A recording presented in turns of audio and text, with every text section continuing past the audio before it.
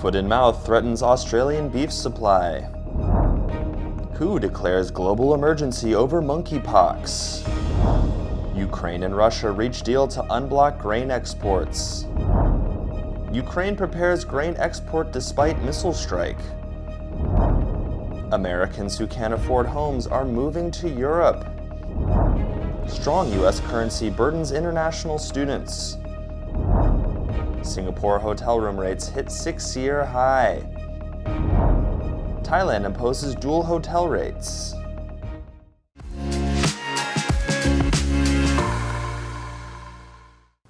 Hello, I'm Peggy. Thank you for joining us on FUNDAY News. It is Monday, July 25th, and here are your top stories. Bloomberg reported that Australia is on high alert for foot and mouth disease in its cattle herds after traces of the virus were found on imported animal products.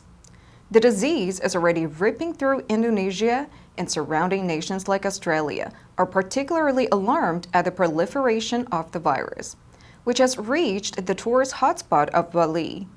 Each month, thousands of Australians return from holiday on the island. New Zealand, which has a large livestock population, also remains on high alert. The World Organization for Animal Health said the disease is endemic across swaths of Asia and most of Africa and the Middle East. Right now, there's growing concern over the spread in Indonesia after the country reported the disease in May as the virus swept through the nation's cattle herds. Australia has offered Indonesia funding for 1 million vaccines to curb the disease. According to Agriculture Minister Murray Watt, traces of the disease have been found in a sample of pork floss that was sold in Melbourne. WHO Director General Tedros Adhanom Ghebreyesus said on Saturday, July 22nd, that the rapidly spreading monkeypox outbreak represents a global health emergency. Currently, the disease is on the WHO's highest level of alert, but he said, for the moment, this is an outbreak that is concentrated among men who have sex with men, especially those with multiple sexual partners. The media reported that so far this year, there have been more than 16,000 cases of monkeypox in more than 75 countries with 5 deaths in Africa. I have decided that the global monkeypox outbreak represents a public health emergency of international concern. According to the media, the WHO stated that this is a public health emergency of international concern. This situation should trigger a coordinated international response that unlocks funding for cooperation on sharing vaccines and treatments. Director of the White House Pandemic Preparedness Office, Raj Panjabi, said that the declaration was a call to action for the world community to stop the spread of this virus. A coordinated international response is essential to protect communities at the greatest risk. Russia and Ukraine reached a deal and signed agreements with Turkey and the United Nations at a meeting in Istanbul aimed at releasing millions of tons of grain through Ukraine's Black Sea ports. Turkish President Recep Tayyip Erdogan said grain shipments should begin in the coming days. According to United Nations Security General Antonio Guterres, the accord involves shipments from 3 Ukrainian ports, Odessa, Chornomorsk, and Pivdeni. If implemented, it would mark a vital step toward shoring up global food supplies. Guterres said at the ceremony, the grain corridor deal is valid for 3 months, but could be extended if needed. Under the agreement, Russia is committed to allow unimpeded food and sunflower exports from the 3 Ukrainian ports. A joint coordination center will monitor cargo and enable safe passage of merchant ships. Bloomberg reported, according to UKR Agroconsult data, that the 3 Ukrainian ports involved accounted for just over half of its seaborne grain exports in the 2020-2021 export season.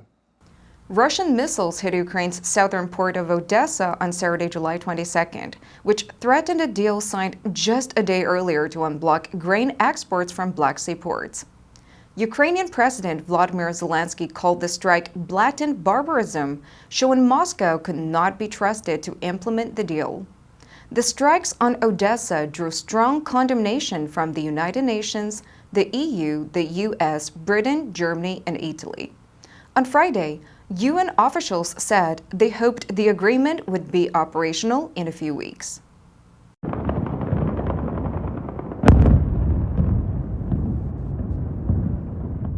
Reuters reported that Ukrainian public broadcaster Suspilin quoted the Ukrainian military as saying the missiles had not caused significant damage, and a government minister said preparations continued to restart grain exports from the Black Sea ports. According to Ukraine's military, 2 Russian Klaber missiles hit the area of a pumping station at the port, while 2 others were shot down by air defense forces. Ukrainian Air Force spokesperson Yuri Ignat said the missiles were fired from warships in the Black Sea near Crimea.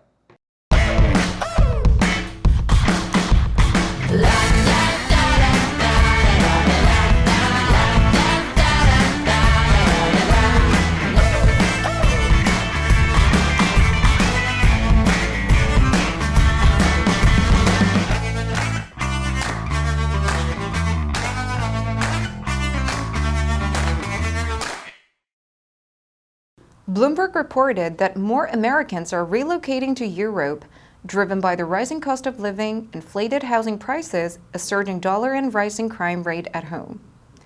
Italy, Portugal, Spain, Greece, and France are among the most popular destinations.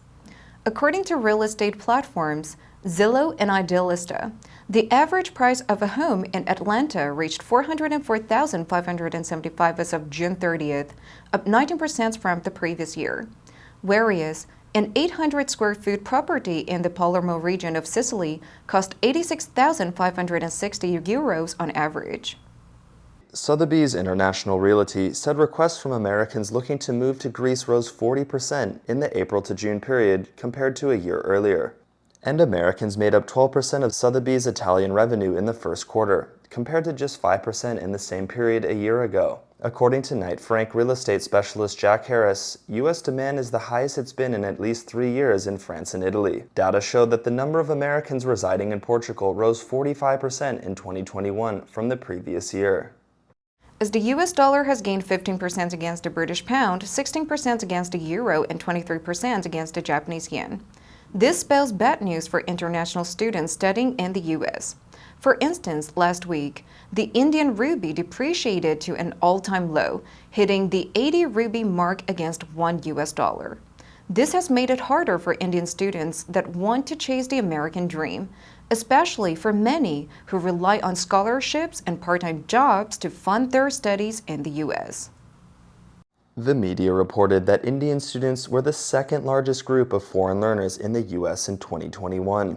Last year, 62,000 U.S. visas were issued to Indian nationals admitted to American universities, and the numbers are expected to swell even further this year. But a depreciation in the currency is forcing students to increase their budget significantly. One-way airline tickets now cost twice as much as they did last year for those beginning their studies in the fall.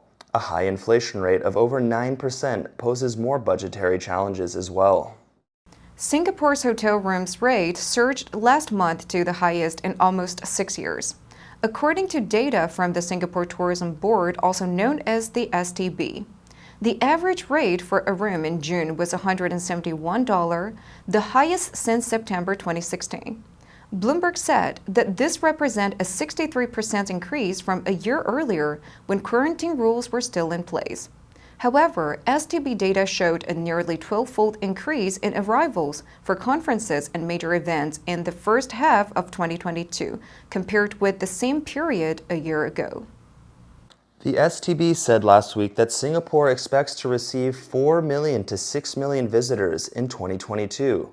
However, tourism flows will face some headwinds for the rest of the year because of the volatile global political and economic climate, as well as the evolving public health situation. In April, Singapore became one of the first major regional economies to announce it would end all testing for incoming vaccinated travelers, as the government furthered efforts to coexist with COVID-19.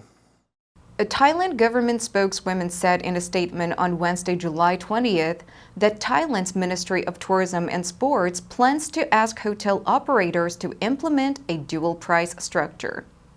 Under the new system, foreign visitors may be charged rates similar to before the pandemic, while locals may continue to enjoy discounted rates. Treasury said, "This is to maintain our standards of rates and services for foreign tourists, which affects the perception of the country's tourism brand." On the other hand, the spokesperson said rates that have been reduced during COVID-19 will be maintained for Thais to sustain the momentum of domestic tourism.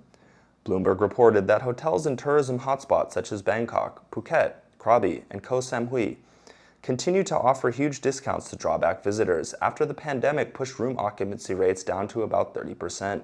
The spokesperson said the Tourism Ministry and the Tourism Authority of Thailand will soon hold talks with the Hotel Association of Thailand about the dual pricing plan. And that's all the time we have for today. Thank you for joining us on FUNDAY News. Let's make every day a fun day. I'm Peggy, your host. I'll see you next time.